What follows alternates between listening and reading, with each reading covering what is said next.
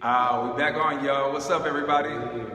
So, as you guys know, you're tuned in to the Plant Power Brothers today. Man, we have a special guest for you guys. We have the world famous Dr. Milton Mills.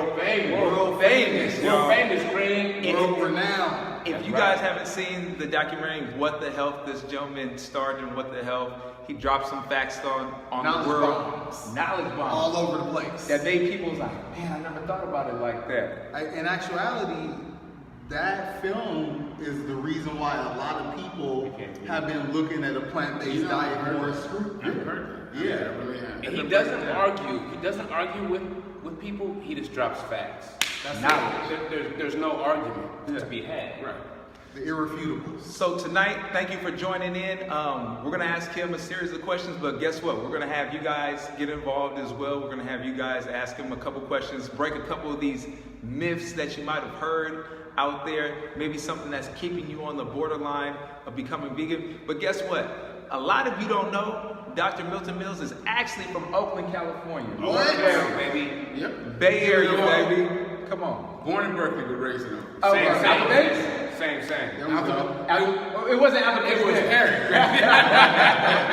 Yeah, it's been. I yet to get the Wayback Machine. And look, make sure you participate because I'm up past my bedtime. Yeah, monks is usually in the bed by 8 o'clock. But you look, what? Look, I gotta get up at 3:30, but Okay, no. You gotta get up. Yeah, I'll call you at 3:30 and see what you're doing. No. Look, man, I feel you because I'm not. Yeah. You won't even be asleep by 3:30. You gotta get up at 3:30. One other thing before we get the questions rocking and everything, please make sure that you're hitting the share button and the like button because the knowledge that we're going to be dropping today might not only save your life, but save somebody that you love's life. You know, this is what it's all about tonight, is dropping some knowledge on you guys to kind of interfere with the programming that you guys currently on and better understand why the potential of being on a plant-based diet may save your life, may save one of your family members' lives today, okay? First of all, I love the story of how you became, because I've heard the story several times, how you became vegan. Because nobody in your circle was vegan. No. Tell us a little bit about that. Wow. Okay.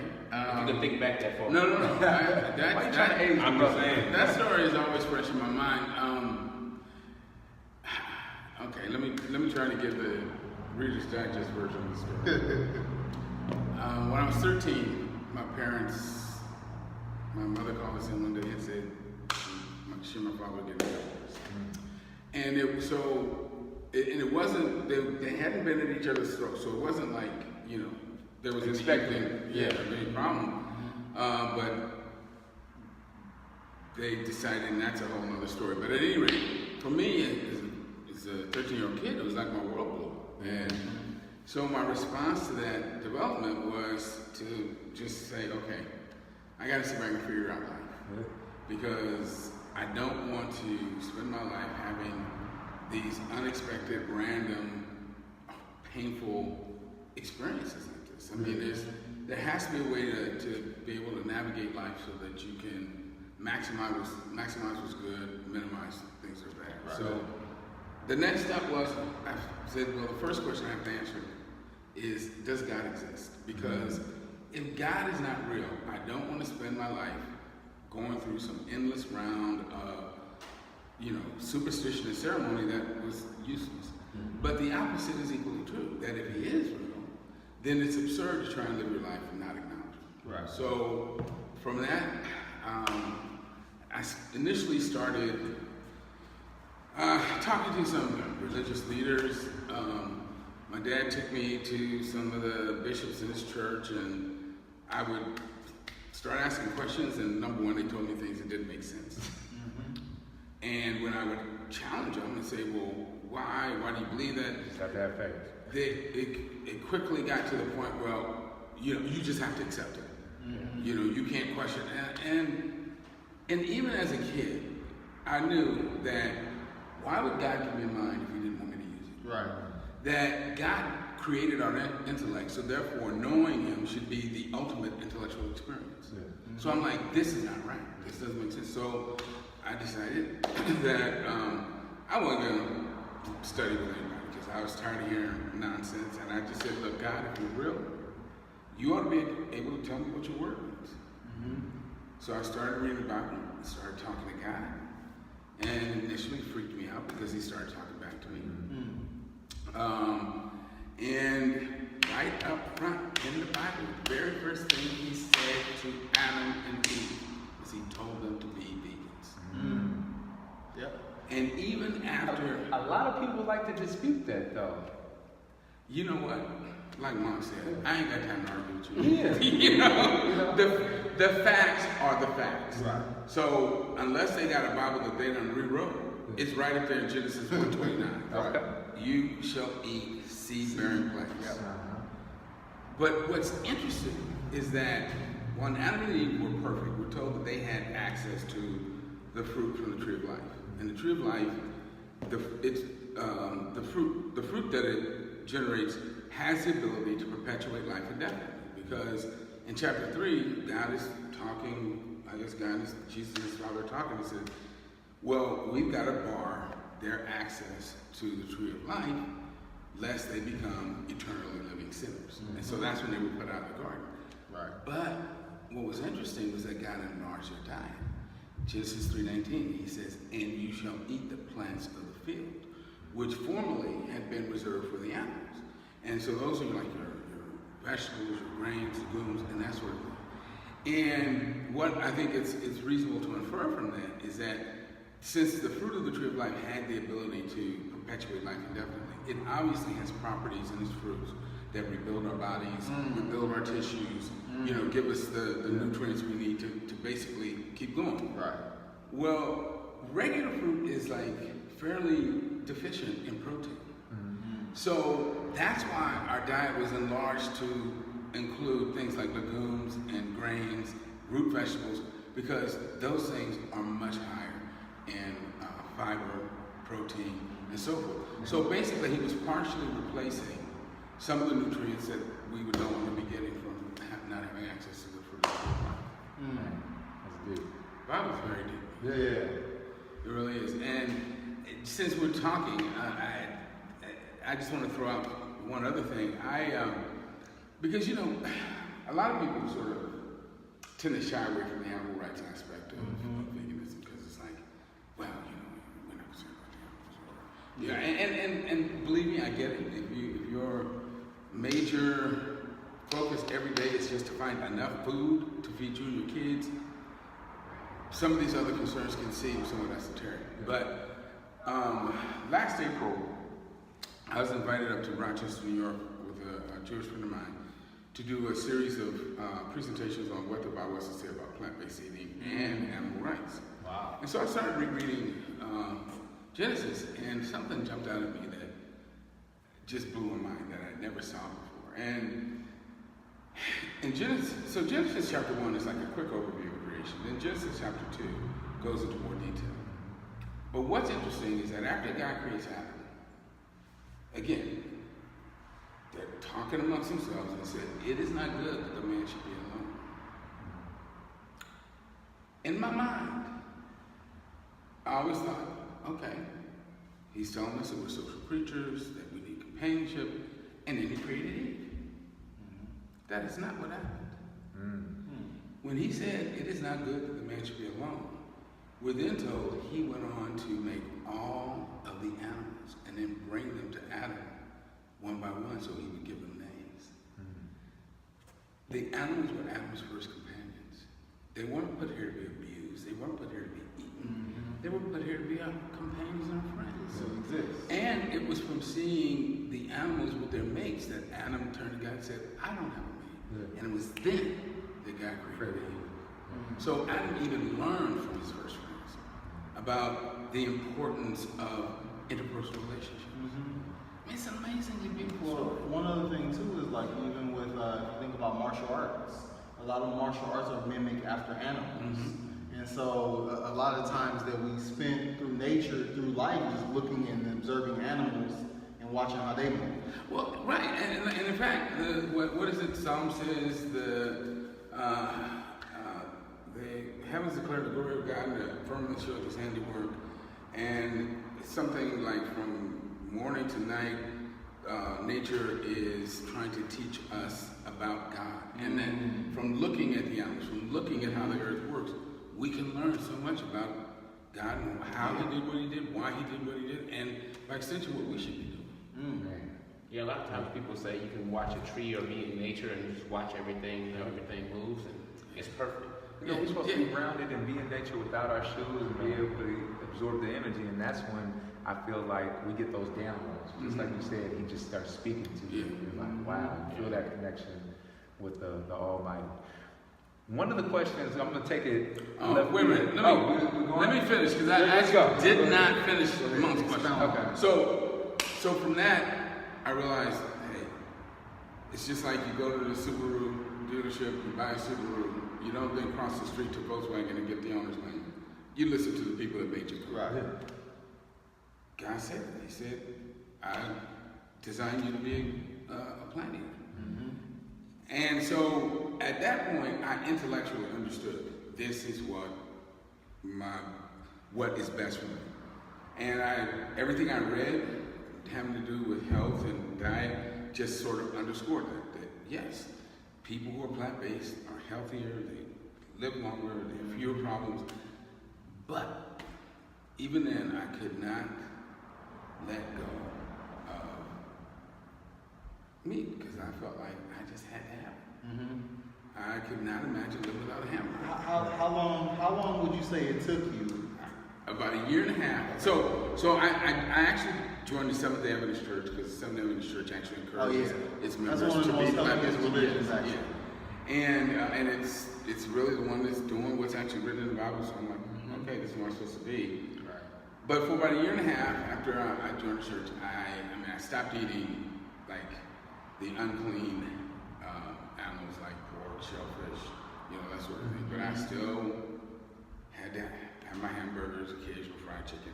Yeah, chicken is one of the most toxic meats out there. Oh, absolutely. And I tell people now, if I was still eating meat today, I wouldn't be eating chicken. Chicken's not going to be with animals. Yeah. That's an argument. Well, beef is too. Beef is on the carcinogenic list. Oh yeah, all of it's bad. All of it's bad. But I'll tell you why I say chicken is probably one of the worst. Yeah, they say it is. So I was struggling with some personal issues, and I remember this very distinctly, like it was yesterday.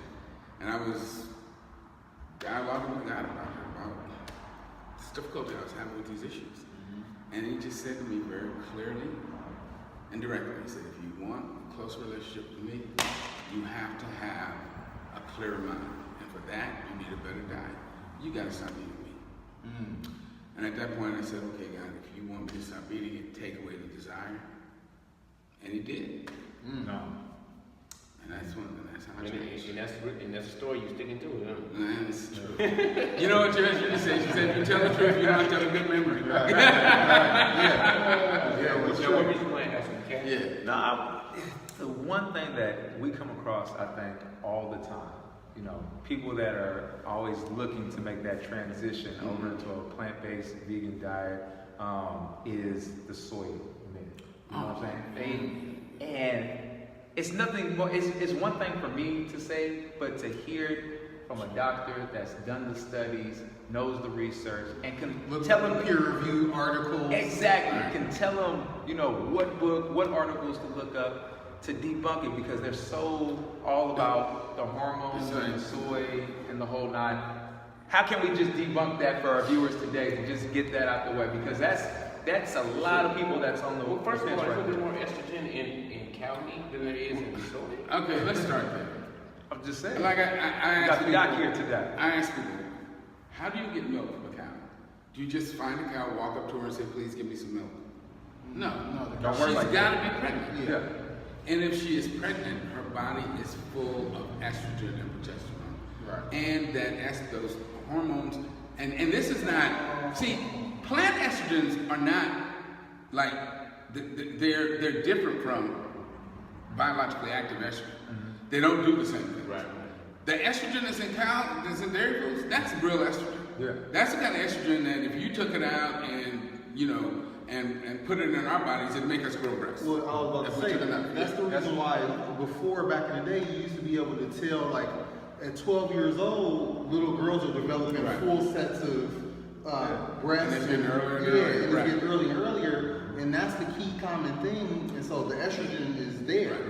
A study out of United Kingdom showed that women who habitually consume dairy foods have estrogen levels up to 64% higher than vegan women. Wow. So there's no.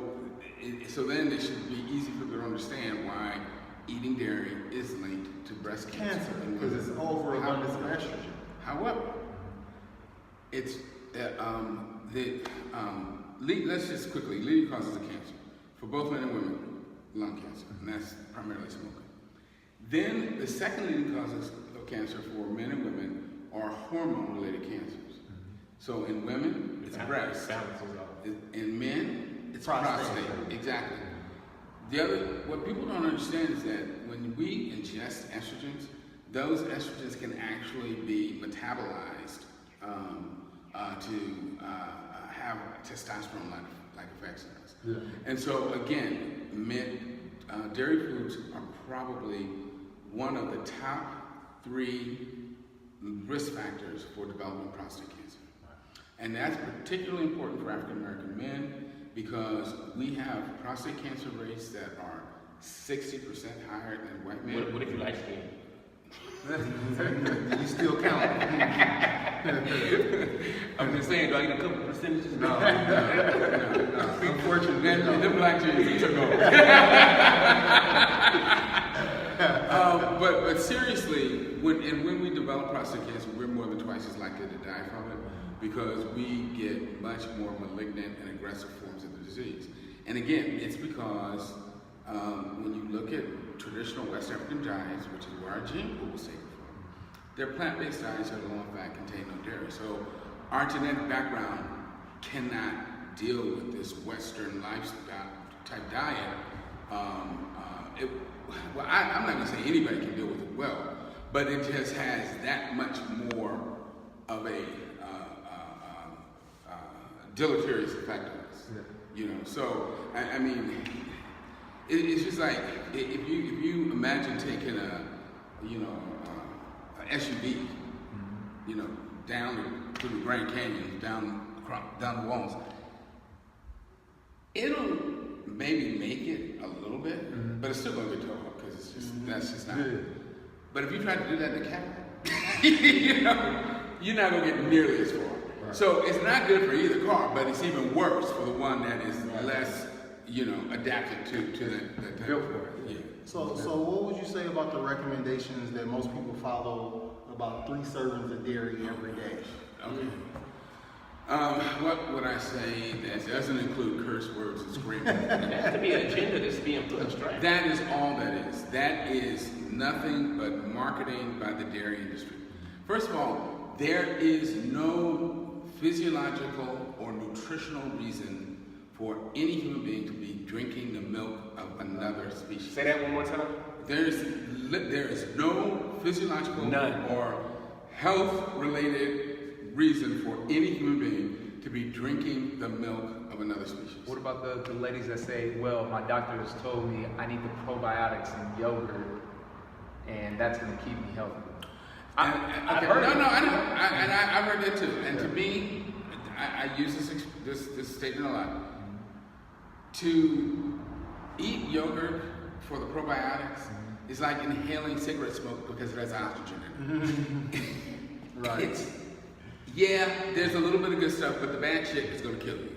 And you can get your probiotics from other places that don't include rotten animal milk, Yeah. Right. Okay. which is essentially what yogurt is. Yeah. Gee, hit him one. Okay, I got a question. This question is from Miguel. And Miguel wants to know, he says, who says it's too much fat if the fat is coming from beans, avocado, and nuts? Okay. Let me see if I can figure out what he's trying to ask us.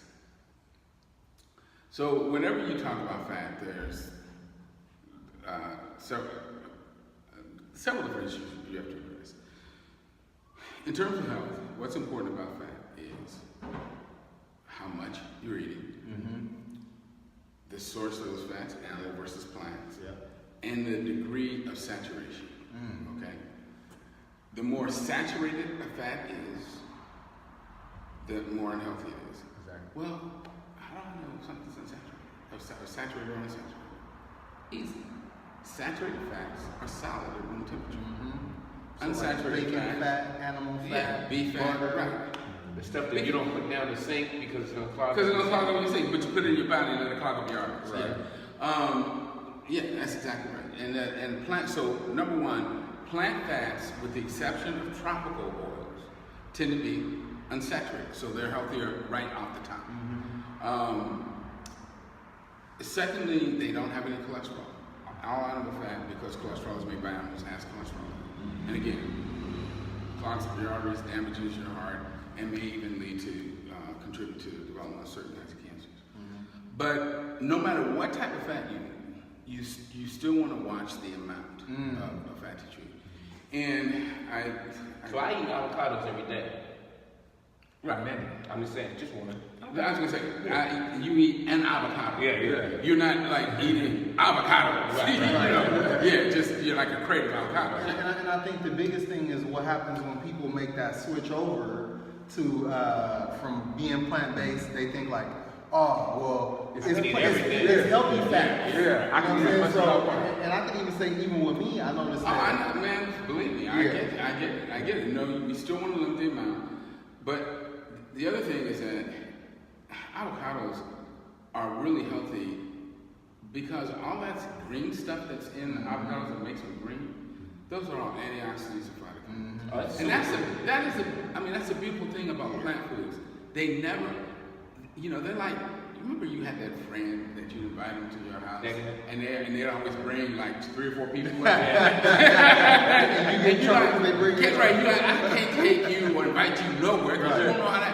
Well, plants don't know how to act, so they always bring in antioxidants, fiber, phytochemicals, all the stuff we need to be healthy. Micronutrients. Right, exactly. Whereas the animal products are bringing you They're the all the robbers. stuff that you don't need. Yeah, Exactly. And they're robbers. deleting your body of all these things. So in terms of when you look at the graphs that look at percentage of calories from fat versus the risk of developing breast cancer or colon cancer, it's very interesting.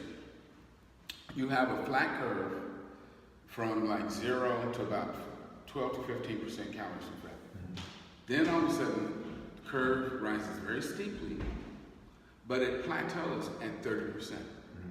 So what that means is, and like a lot of, there's been some misinformation that's been put out over the last couple of years. Last year, maybe it was the year before, Time magazine ran this cover with a picture of a stick of butter on it, saying "Butter's back."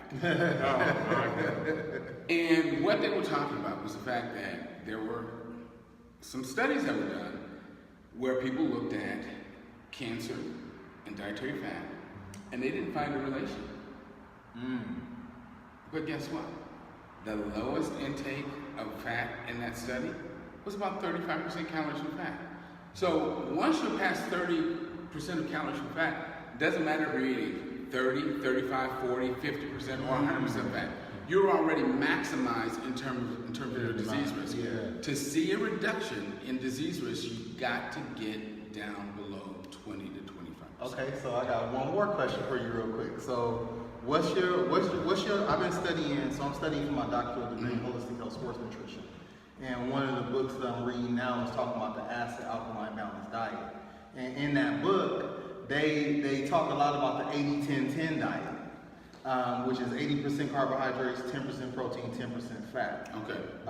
What is being that you just That's a good mix. Yeah, you told me those percentages. What's your thoughts on that particular philosophy? I think that in general that is excellent. That we don't need more than 10% protein.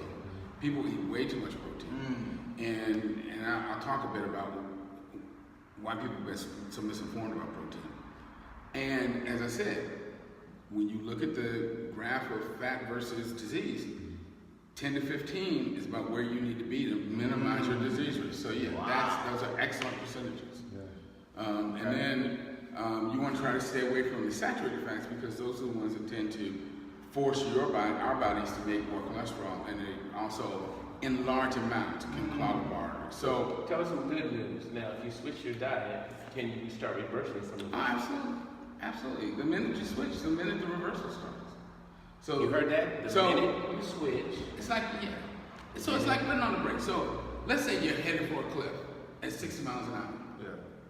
What's going to determine whether or not you go over that cliff is when you start to brake and how hard. Hey. Yeah. So y'all still have time. That's what Message. That's it, right? How hard you gonna hit? Yeah. With the emergency brake to the accident. Yeah. Yeah, so, I mean, what you don't want is when the doctor tells you, most of your body is a tumor, and you only got 2 big. Yeah, it might be 2. Yeah. But let me, I'm getting a little glib here. Because actually, even when people have been diagnosed with cancer, studies show if they change their diet to a vegan diet, there have been a number of cases where people have actually been able to cure themselves of certain cancers with diet change. And that's kind of a whole foods, plant-based diet. Absolutely. And fortunately, I heard some doctors are even pushing it. Finally starting to come around. They're pushing it, yeah. But in all cases, it shows that when people switch to a whole food plant-based diet post-diagnosis, it decreases their risk of recurrence, improves their disease-free survival. So across the board, it's good, and that's why it breaks my heart and angers me when I see these breast cancer awareness meetings and you look at what they're feeding people. Wait, hold on. I see that. Chicken, I don't know if this is true. cuts, I don't know if this is ice true. cream. I don't know if this is true or not. I think it said Kentucky Fried Chicken had a pink bucket. And all these other companies that are really causing cancer or supporting breast cancer awareness. Come buy it too. Right, come get some more cancer. Yeah, right. And we're going to help pay off a little bit to the cancer Okay, survivors. right. It's crazy, It's sick. It's absurd. But let me come back to the statement I made about chicken. I said that even if I ate meat today, I would not eat chicken. Everybody's heard the expression, "you're no spring chicken," right? What does that mean? You're not You're not young. Yeah. Well, that expression came from the time, hundreds of years ago, when chickens, like every other bird, bred once a year in the spring. So what people were saying is that or that you're not a young chicken because chickens only bred in the spring. Well, we have now manipulated and messed up those animals so much that a chicken will go from egg to like market weight, which is like 4 or 5 pounds in 6 weeks. Oh wow! 6 weeks. That is the equivalent of a human baby going from birth to 6'2", 240 pounds in 3 years. Whoa. It's completely unnatural. So it can't catch up. Well, the thing to realize is that those birds have so many growth stimulants in their tissues that are telling them to grow like that. It's not natural. And when you eat that, you're ingesting those growth stimulants, which are going to be telling your cells to try and grow. But as an adult, our cells are not supposed to be growing. I got a story behind that. I used to go on San Pablo. Hold on, come on, I'm talking about the big birds, right? San Pablo, way back in the day, to a place called Sins, and they used to have chicken wings. Y'all ever been there ever before on San Pablo? But anyways, the chicken wings used to be small when I first used to go there. Dude, I'll tell you the last one. Like a hand, right? Turkey wings. Yeah. I mean, they were that big. This is Frankenfood, man. It's Frankenfood. Yeah. And people are ingesting this stuff, and then they wonder why they feel like crap. They can't get out of bed. They're depressed all the time. They have, anxiety. The kids have behavioral disorders, and everybody's getting cancer. I on my Facebook page, I posted this article that points out that Americans are now starting to get colon cancer in their 20s and 30s. And it's because we're eating too much meat. 3 times a day. See, people don't realize, like, our parents and grandparents, they didn't eat meat like that. Because number one, they had no place to keep it. Because what did your grandparents call a refrigerator? Icebox. Icebox. Because that's what they literally had, was a box. They had a big block of ice in the bottom. You can only keep something cool for a couple of hours in there. You can't store meat. Yeah. You can't even store milk, which is why there used to be a milkman to bring milk every morning. Fresh. Right, because you can't, you literally cannot store animal foods like that. And prior to World War II, number one, we didn't have industrial level agribusiness. I mean, there were no factory farms. Most animals were grown on small family farms. If and when people ate meat, it was usually for Sunday dinner or some sort of celebration or funeral. Right. They did not eat meat every single day, 3 times a day the way we're doing. Right. And that has it's only been since World War II, because remember during the Great Depression, what We Franklin... don't remember none of that. Well, from history, that, I don't remember from firsthand. I studied it, but one of the things FDR did when he became president during the Great Depression was to help pull the country out of it. He started these huge building projects, one of which was the electrification of the nation. So most of America didn't even have electricity or indoor plumbing prior to World War II. It was only after they built the dams, the Tennessee Valley water project, that they actually got electricity to most Americans. And then it was the technology that was developed during World War II that basically allowed people to make refrigerators and washing machines and all the little gadgets we're used to. Which is why in the 50s, you always see these women standing in front of the refrigerator telling them, get your new Frigidaire. Because it was a new thing. Because before then people had Xbox, so people weren't eating meat like this. This has only been since the mid to late 50s and beyond, and we're starting to see the results of it with people getting these egregious cancers at much younger ages. One of the fastest growing types of cancer in this country is pancreatic cancer, which is what Aretha Franklin died from. A very deadly cancer. Yeah, it's a very, because basically, and probably 95 to 98% of the people who are diagnosed with pancreatic cancer, by the time you're diagnosed with it, it's already spread. And it's terminal. So, average... The pancreas is located where? All the way in the back. On the kidneys? It's actually behind your kidneys. Okay. Yeah, behind the liver. So that's why it doesn't cause problems until the tumor's gotten really large and advanced, and then by that point, it's actually spread throughout the body. Right. And so, sadly, by the time most people realize they have pancreatic cancer, it's already too late. Because it's all over the body. It's all over. It's flowing everywhere. It's already spread, and pancreatic cancer is notoriously difficult to treat. We don't have medicines or anything that actually work against those cancers. But the thing is that pancreatic cancer is caused by diets that are high in meat, dairy, and animal fat, and animal protein. It is a disease of affluence. And that's one of the reasons Isn't that ironic? Yeah, it is. That's why I tell people, you can eat that animal, he's going to get his revenge. But and that's why it is increasing so fast, because of the way people are eating now. And it's just, man, it's like you watch these commercials on TV and it's sick. So basically, we have a fixed population in this country, right? We got about 300 people, right? Right. So, and human beings can only eat so many times a day. So if you've got a fixed number of people eating a fixed number of times a day, how do you sell more product? It's predictable. No, but I'm saying, how do you do it? How do you sell more product? You do it by cramming more of your product into each individual item. So again, when we were kids, your parents took you to McDonald's, you got a burger. Right. Now you got a triple quarter pounder with 3 kinds of cheese, bacon, the pizza. Right, I was about to say, man, the pizza, it used to be you just had pizza. You had cheese on the pizza. Now it's cheese in the crust. It's cheese, right? It's like It's a dish. That's how they're continuing to increase their market share, is by actually making each individual item even more gross. Right. So you're just eating more of this stuff with each meal. What really kills us is those are the things that are flooding our neighborhoods. You know what I'm saying? Like living in the food deserts, and then you have the $5 Little Caesar pizzas, you have the dollar menus. Right. You know what I'm saying? And the only reason that they can afford to sell those products that cheaply is because they're subsidized by taxpayer money. The real cost of just a single hamburger, if it were priced fairly at market rate, it'd probably be about $18. Because when you look at the amount of energy, the amount Gas. of water, right, the amount of food that goes into producing that, pound of cow's flesh, the inputs are astronomical.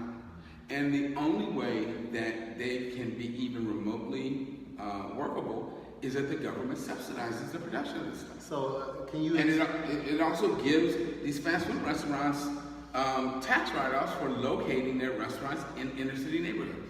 So a subsidy would be like somebody giving you a whole bunch of money. It's government. It's corporate welfare. Okay. That's exactly what it is. Okay. It's corporate welfare.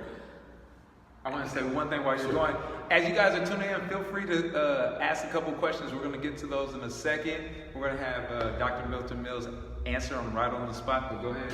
Yeah, this is off subject, but I just got to say this because I'm so sick of hearing people talk about it's the black and the brown people who are, using up government assistance and welfare. Number one, biggest inputs for food stamps, general assistance, Medicaid, government insurance are the red states, okay? The southern states. Right. But it's actually worse than that. Walmart, which is one of the most profitable corporations in the entire world, does not pay its employees a living wage. 2/3 of Walmart employees are also receiving food stamps. Wow. And government medical insurance. Walmart reaps in billions of dollars in indirect government subsidies. So in other words, we are providing Walmart with taxpayer welfare because they won't pay their workers a living wage. But every year their owners are making billions of dollars. I mean, so if you want to be pissed at somebody, don't look at the mother who's struggling to raise 3 kids. It's Walmart. That's where your money's going. Most definitely. I got a question from Adam. Sure. Adam asks, are there any vegetables that we should watch out for? And what is Dr. Milton Mills' top herb that everybody should have in their cabinet? No, that is a great question, and I'll answer that question in kind of an indirect way. How many species of birds are there in the world? Hold on, let me there. Thousands. 225,000. I know, but I mean thousands. Yeah, yeah. How many species of trees? Hundreds of thousands. Yeah. My point is that God created the world filled with diversity. So every type of plant that is edible has something in it that's good for us. So it has its place. Exactly. So I don't focus on single nutrients or single plants. Like, every year there's a new superfood. Right. All plants are superfoods. I mean, plants are flipping amazing organisms. What is some of the nastiest, filthiest stuff that you can think of that you would never want to put your hand in? Manure and dirt. You take a seed and put it in manure and dirt, what do you get? A beautiful plant. That's how powerful these things are. They are amazing. They can literally take air and water and under the action of sunlight create the stuff that we all not only eat but make our buildings with, our dwellings. It's like, man, plants do things that we are only beginning. So you say you like I'm saying, I love it. And so the point I'm trying to get across is that I want people to realize that the greater the diversity in your diet, the healthier you'll be. There you go. And so it's like you want to eat, from a variety of different plants. Now, and of course, we all have things we like and we don't like. Like, I cannot tolerate eggplant. Exactly. Yeah. I don't. The consistency is. I'm not an eggplant fan. It is like congealed snot. And please, those of you that love eggplant, God bless you. It doesn't taste bad. I just can't handle it. I'm not an Like eggplant. a runny egg. And I'm exactly, which is why I didn't like eggs. And Chairman Mao sent the Chinese to re-education camps. I'm sending myself to a re-education camp about okra. Cause Okra's slimy too. it is, but man, that sliminess is so good. I know it's good for you. The eggplant is gelatinous. That's the part I can't take.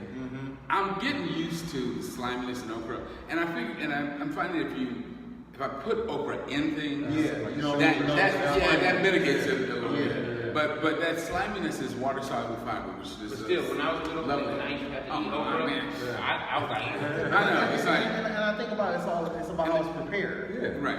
and that's a And the dog wouldn't even eat it, right? Sliminess is gonna be on. I got a question for a client real quick. So products like, these days, we grew up, you had seeds in grapes, you had seeds in watermelon. Now, all these things that you find at your local supermarket, seedless grapes, what are your feelings about things like that? In general, the way that people breed seedless spices. So you have an orange grove. Yeah, let's say you have 1,000 trees in an orange grove, and you notice that maybe 50 of the trees put out oranges that have fewer seeds than the others. Mm-hmm. So you select those trees and you start breeding them. And in the next generation, there's a certain group that'll have even fewer seeds. And if you do that long enough, over time, you'll finally end up with a tree that doesn't make seeds. That doesn't mean the fruit is bad.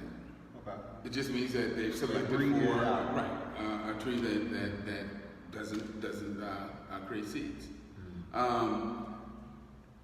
So having said that, like I said, that doesn't mean the fruit is bad. I think that again, if it's healthy, whole, fresh, plant fruit, whatever, that is probably still good for you. Now, all right, that's general. That's the general statement. Mm-hmm. In my opinion, seedless watermelon does not taste as good as watermelon seeds. Yeah. I'm just saying. So I do think you lose a little something along the way. So Would you say that those things may be void of nutrients? Would you say that the things with seeds have more nutrients or less? my suspicion is that if you do a head-to-head comparison, that the nutrient content will probably be less. It's not going to be gone, but it'll probably be less, which is because one of the, compare the taste of organically raised fruits and vegetables to regular, conventionally raised, you can tell It's a stark difference. It's definitely. the ones that are raised organically are just much more flavorful. They have much more intense, They're juicier. And that is indicative of the fact that they are more nutrient dense. Okay. So again, in our selective breeding, you always lose a little something of what you want to keep. Right. When you're trying to get rid of, this, one characteristic of one trait. Good one. Yeah. So in general, I think that seedless fruits are they're okay, but they probably are somewhat nutrient deficient relative to their seed-bearing counterparts. Okay, so we have a But question. they're not unhealthy. That's the main thing. We have another question for a viewer. They ask, any suggestion on raising vegan kids? All right. Well, Any things that you want to make sure that, in their everyday diet to get all their nutrients? Sure. Let me house my subsequent statements by saying I'm not a pediatrician. Okay, so kids are not my specialty. So I just want to say that off the top because I still want people to kind of double check and review the pediatric information. Having said that, I've done a lot of reading and research into raising plant-based kids. What I can tell you is that when children are raised on a healthy plant-based diet, they end up being smarter. They score higher on IQ tests. My mom must have raised me on plants then. You just I'm happy smart. You just lucky. No, because actually, man, I think about that. I'm like, some of the stuff that I was fed as a kid, I'm surprised. I'm surprised you made it to Right, that. okay. I think we got to break through sometimes. We got to break through the bricks. Yeah. So I mean, people can feel very comfortable that it is possible to raise vegan children, and that they not only do they end up being smarter, but they have lower risk for cancer, heart disease, diabetes, all those things throughout their lives. So because basically the food that we eat as kids imprints our genes, and it primes and programs our genes. And if we're eating a diet that promotes chronic disease, we end up skewing our genes in a way that they will tend to be more disease causing. Now again, like you said before, once you make that change, you start to mitigate that damage. But the point is, it's better to do it right from the jump. Okay, now, with that, every now and then you will hear these cases of vegan parents who were dragged into court for child neglect because they were feeding their kids. What they'll say on the news is they were feeding their kids a vegan diet and the child was underweight, malnourished, and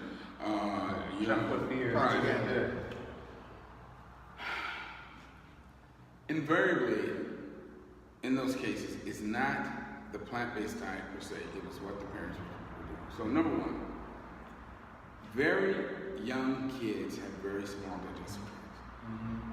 And as a result, their food needs to be more concentrated.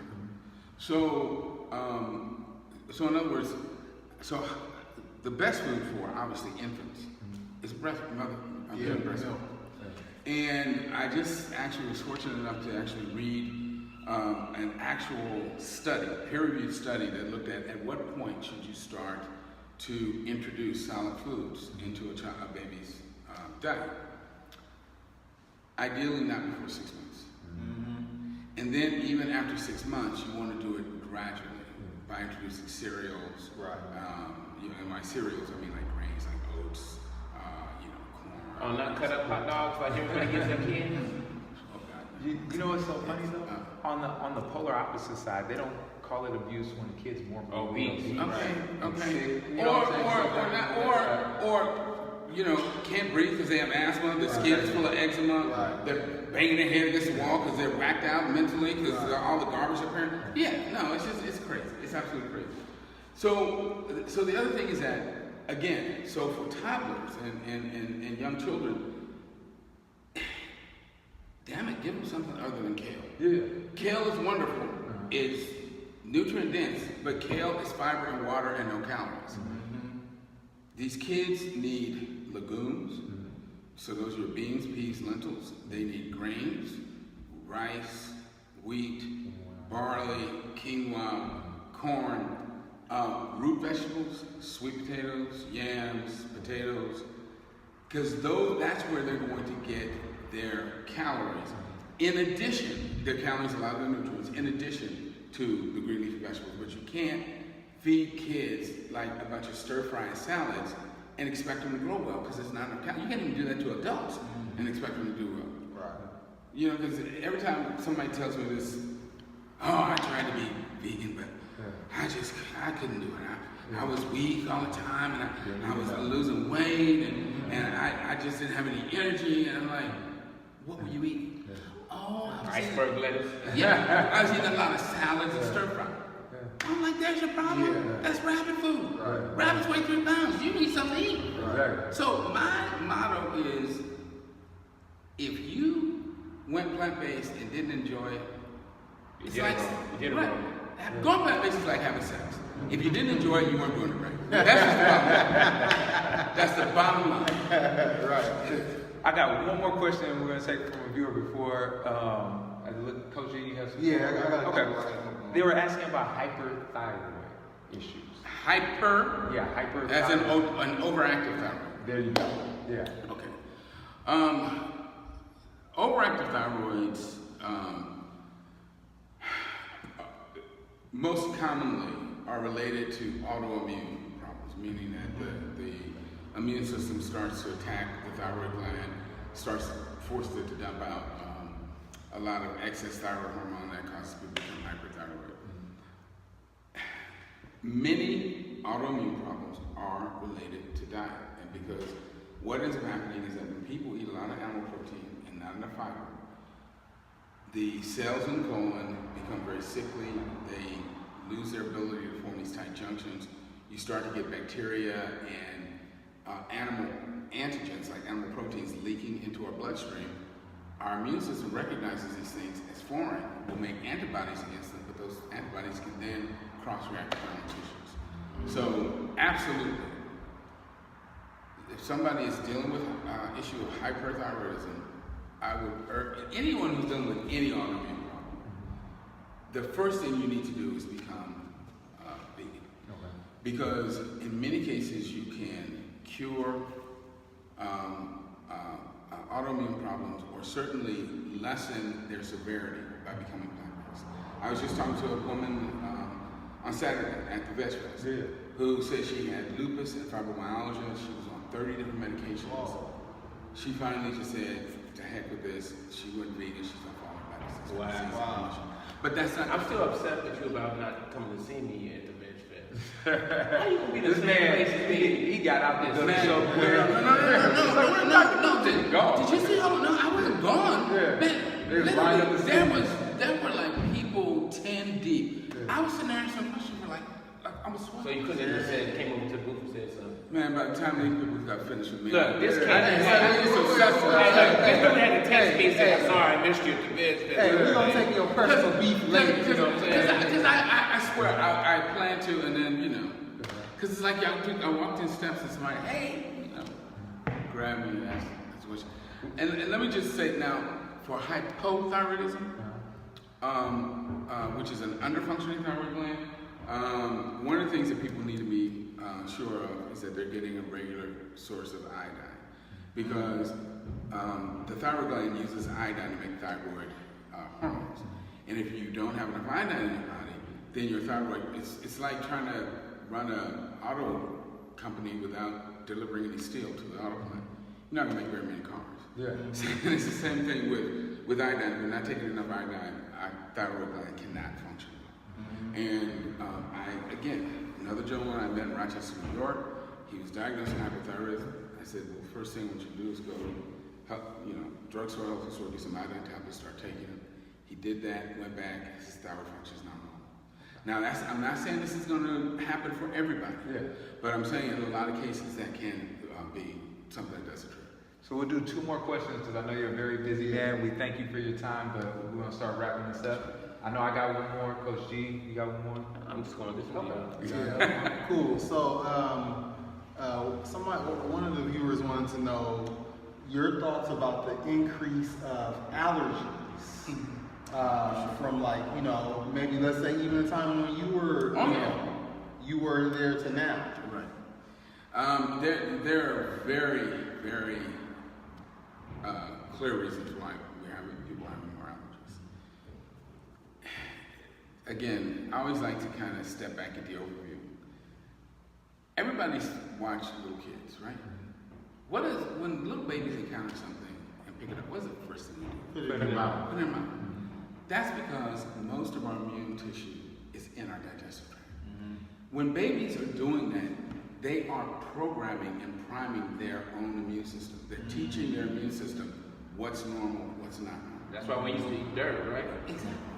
And what studies have shown is that when kids are brought up in these antiseptic, artificially sterile environments, their immune system never learns what's normal and what's not normal, and so it overreacts. Wow. So it's like being brought up in the white suburbs. You get scared of everything that doesn't look like that. So I'm telling you, these principles are they're universal. They're universal. And so yes, it's like you gotta let your kids get out, play in the dirt, expose their immune system to the environment, and their immune system then learns what it should react to and what it should react to. Man, we used to dirty little kids. I don't mind. Absolutely. You was one of those snotty little kids My mother outside. used to always say to me, when I sent you to school to say you were all nice and neat, now look at you. I'm a kid. Yeah, that's my job. Yeah. So, a big one that I'm hearing, I actually got this from a family member not too long ago. One of my family members in the South has type 1 diabetes, right? Doctor says, no, he shouldn't go plant-based. Well, not type 2, but type 1 diabetes. What are some things you might be able to suggest? That number one, they get a new doctor. Okay.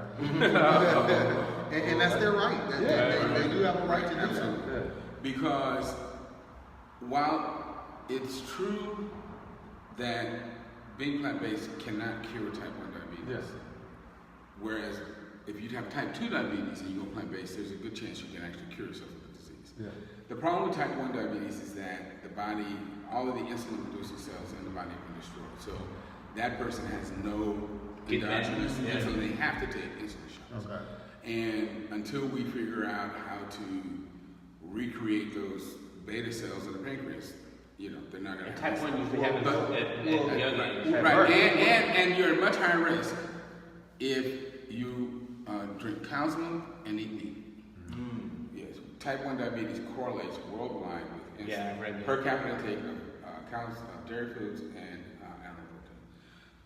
But still, being plant-based will help the insulin work much better and make even a person with type 1 diabetes, it will make their blood sugar much easier to control. And as we know, the key to living successfully with diabetes is keeping your blood sugars within the normal range, because the higher they spike, that's when you start getting the damage that can lead to, all the retinal problems, heart problems, kidney problems. So you want to have well-controlled blood sugars, and that's best achieved on plant-based diet. That's beautiful. So I got 2 questions I want to close it out with. Nehemiah asks, D3, what's the necessity for D3 for brown and black? Oh, sure. Okay. D3 is the active form of what we call vitamin D. It's not a vitamin, it's a hormone, okay? Our bodies, so let's say, imagine if you will, we're transported back to the motherland and we're all running around butt naked on this planet. Man, I'm waiting for that day. The kidneys make the precursor to, I think they make D1, which then is transported to our skin, where under the exposure of sunlight gets converted into D3, the active form of the hormone. Right. So if we were living in a natural environment exposed to the sun every day, we would make all of the D3 that we need. But what do? We're indoors most of the time, and we step I out. rarely wear clothes. Have you seen his Instagram? He's telling the truth. It's hard to get this man to put on a shirt. They took me to jail one time on my bike. I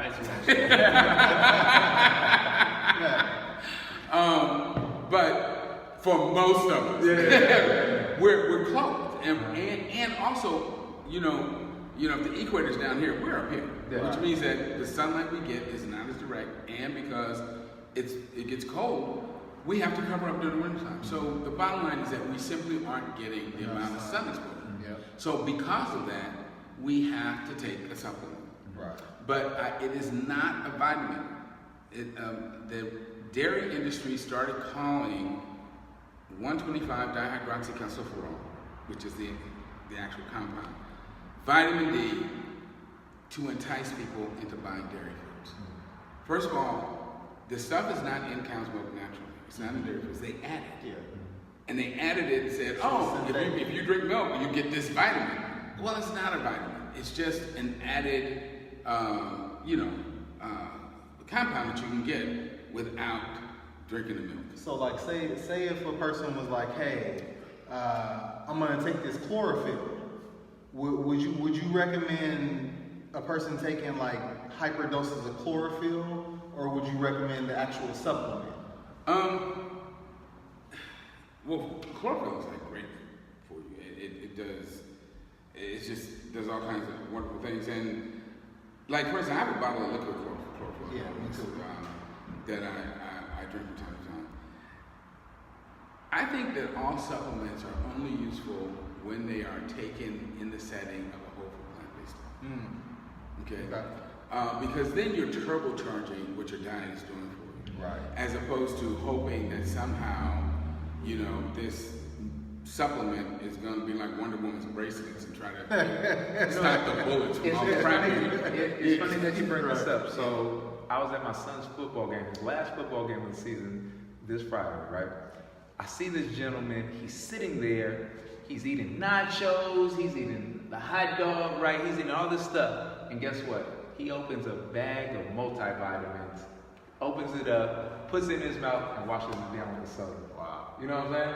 It was mind blowing to me. I was I know, like, man. it's all It's that really junk right. It's really to sad take when these you supplements. realize how misinformed people are. You know what I'm saying? Yeah. You know, that's like They got people thinking a pill is gonna save them from their diet. they think that that's true, but it's not. I mean, it's like walking through a minefield with a bulletproof vest. Right. You still gonna be blown up. Yeah. You know, supplements are not magic. They can't undo the evils of a bad diet. You know, and that's just about that like you again. can. Supplements are not magic. They cannot undo the evils of a bad diet. That's a Message. jewel right there. That is a jewel. And I think that's what media portrays so much. Look at Exactly. me, I Right. took. Right, yeah, I took- XYZ, right. My yeah. supplement stack. Yeah. I'm like, I tell people it's like putting arsenic in whole wheat bread. Yeah, the whole wheat's good for you, but arsenic still gonna kill you. Right. You know, so you can't eat garbage and think, oh, I can take a pill and Oh do man, the you got one. I got this. I got one more. Hey, you gotta come to a residency with us. All right, cool. So somebody wants to know your thoughts on sea moss and bladder wax for high blood pressure, and this is a loaded question. Also, what about black seed oil? all right, let me do the black seed oil first. Black seed oil is actually good. That's it tastes horrible, but it is very healthy.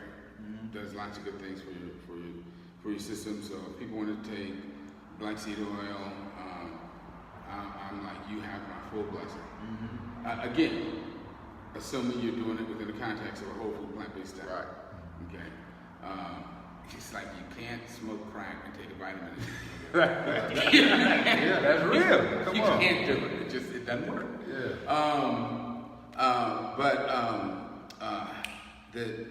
What was it? The other first part of that question? Sea moss and bladder wax for high blood pressure. I don't know. I haven't read anything specifically about those particular sea vegetables. What I can say in general is that plants are good. Sea plants are great. Seaweed is very healthy, so I can only imagine that those would be too. Definitely. Okay.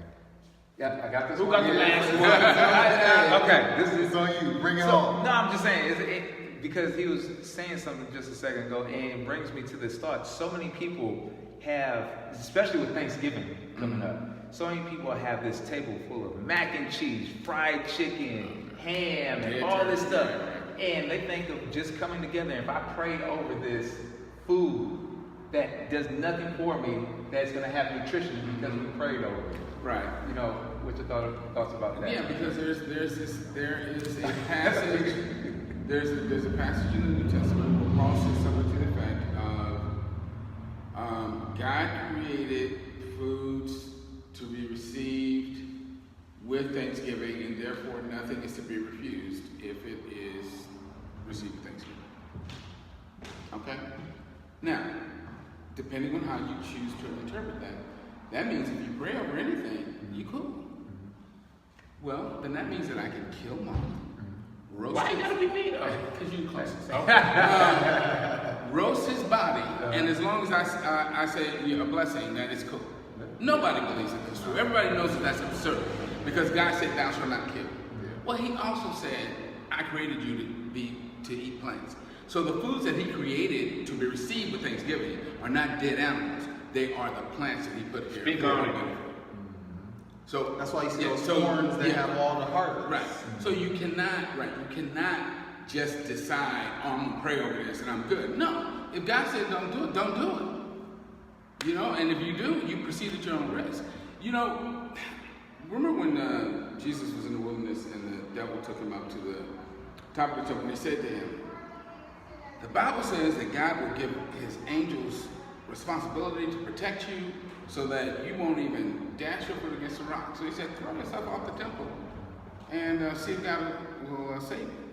And Jesus said, thou shalt not tempt the Lord thy God, that you don't do presumptuous things that are reckless and inappropriate because you think God is going to protect you.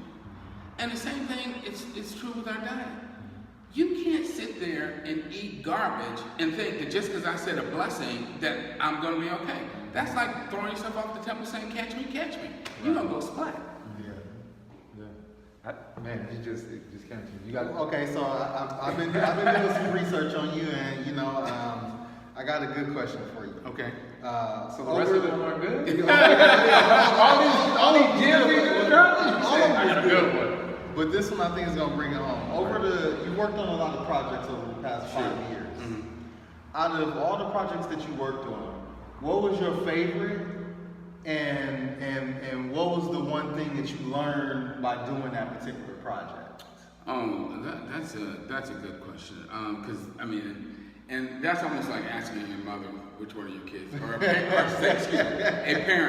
of your 5 children, who's your favorite. I mean, you love them all, but they're different. And you get different kinds of things from them. I would say that 2 of the projects that are really meaningful for me, that I really enjoyed working on, participating in, was one, the revisions to the dietary guidelines.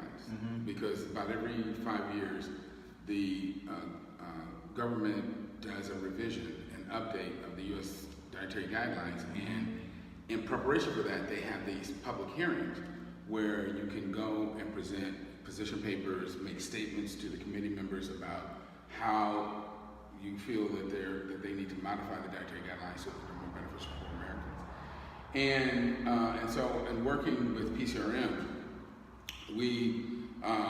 I know PCRM has been, I think, at every single meeting, and in conjunction with PCRM, I've done, I think, 3 or 4 of them.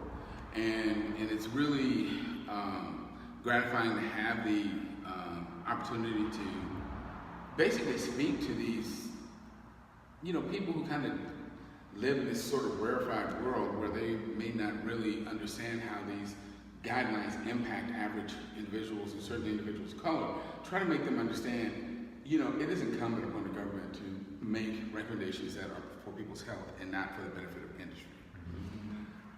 But the thing that blew my mind when I first went there was that, PCRM, we're there to talk about the benefits of plant-based eating.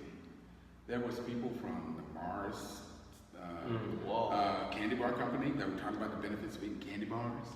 There were people from the hard liquor industry who were there to tout the benefits of having an additional gin and tonic.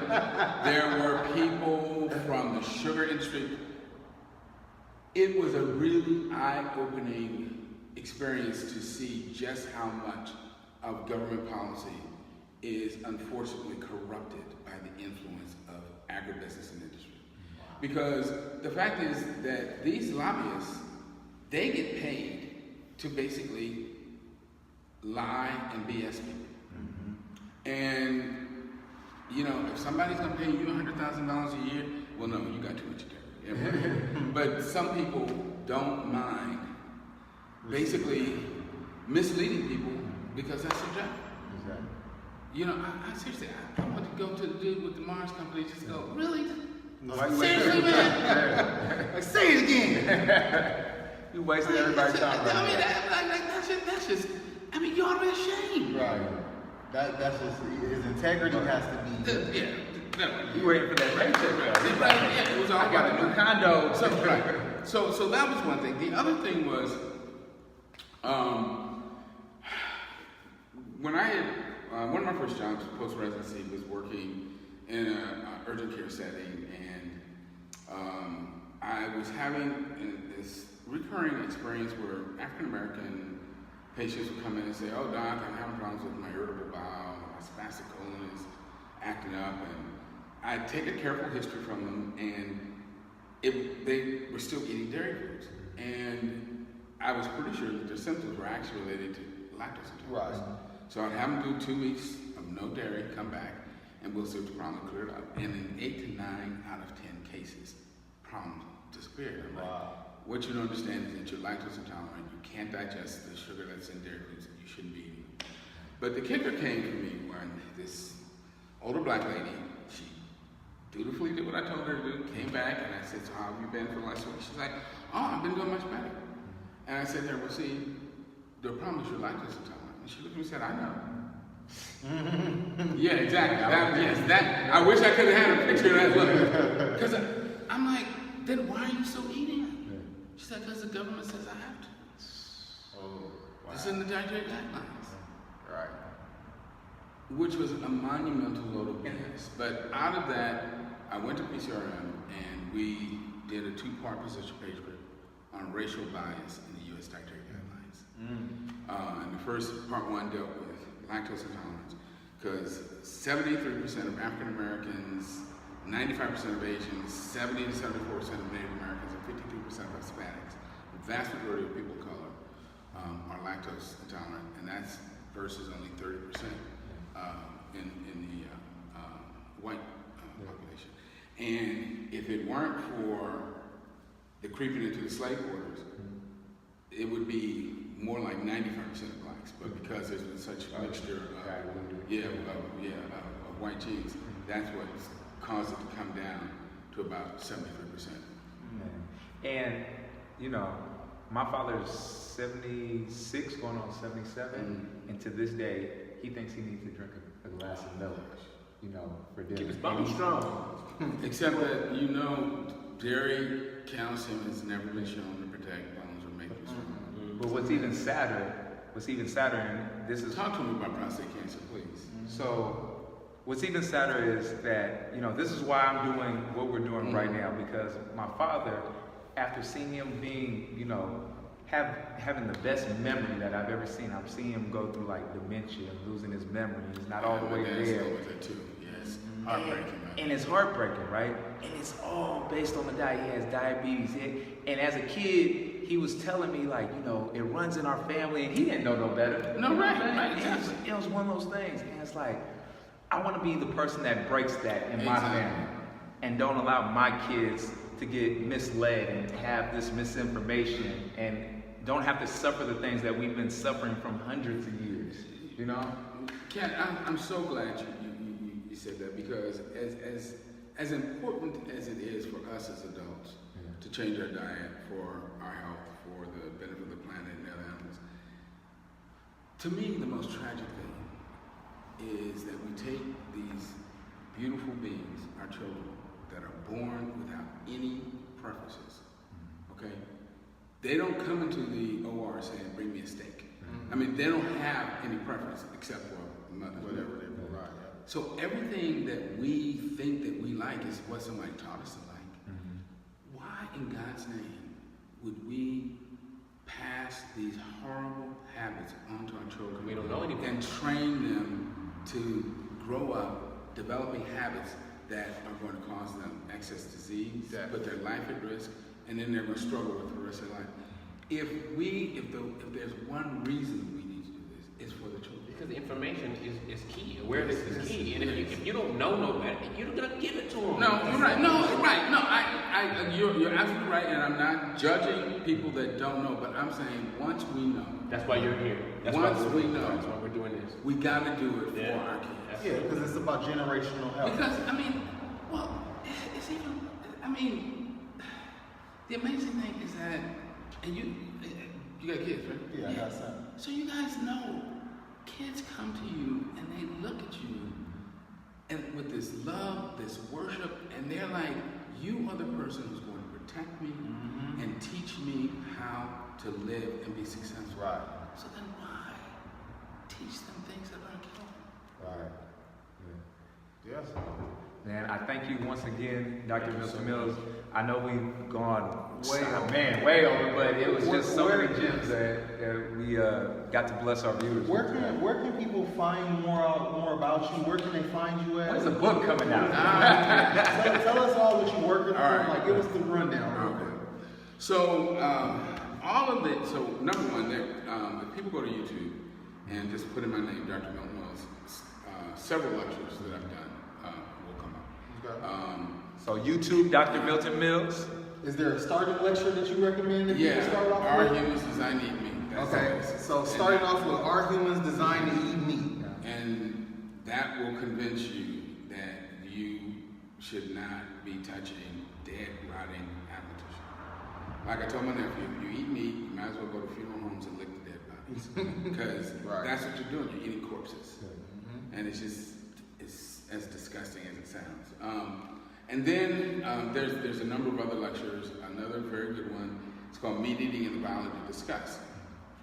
And what that lecture does is it helps people understand why, in order to make animal tissue acceptable to us, we have to change the way it looks, smells, tastes, the whole 9 yards. Nothing appealing about it. Right. Because, well, and in fact, when you think about edible plant parts, right? They're rounded, hand-sized, colorful, firm objects. So what do we do to meat to make it acceptable? We skin it, we remove the head, the eyes, and the fur, and we cut it into these rounded, hand-sized objects. We take the blood out of it, we cook it so that it's not mushy, but it's firm. But most tellingly, we cover it with all these plant products that we call seasonings, because we're really trying to fool our brain into accepting this stuff, because our brain really wants plant products. So we literally try to make the animal tissue look and taste like a plant product. It's crazy. Yeah. Do you have a website or anything that people can go to yet, or is that all that? That's in the works. Okay. So I have bought the domain name for a website that was going to be called Eden Was Vegan.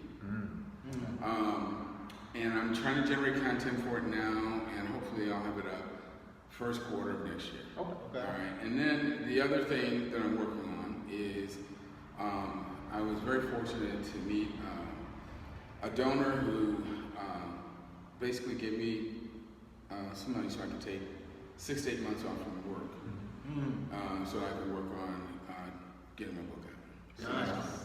Okay. And- so we got the book coming. I was gonna say, is it anywhere, because you're doing talks across the country all the time, is it anywhere people can find the most updated? That's a good, yeah, you know, and I have to apologize, because if I were on my game and on point, I would have that. Okay. And sadly, I don't. We gotta get you a manager. Yeah, We gotta get somebody. I seriously, I do need like a web, like a person to manage my website. Hey, you hear that? Somebody that got they things together, reach out. Yeah, so as far as upcoming events, actually, I'll be speaking at the Rochester, the Hudson Valley Veg Fest in upstate New York this coming weekend. Then I'm kind of done for the year, and in either late January or early February of next year, I'll be speaking at a conference in Southern California called WHOLE, W-H-O-L-E, the WHOLE conference. And then I'll be, and I'm kind of cutting back for the time being, just so I can focus on writing. Yeah, writing. But I will be at the PPOD conference in April.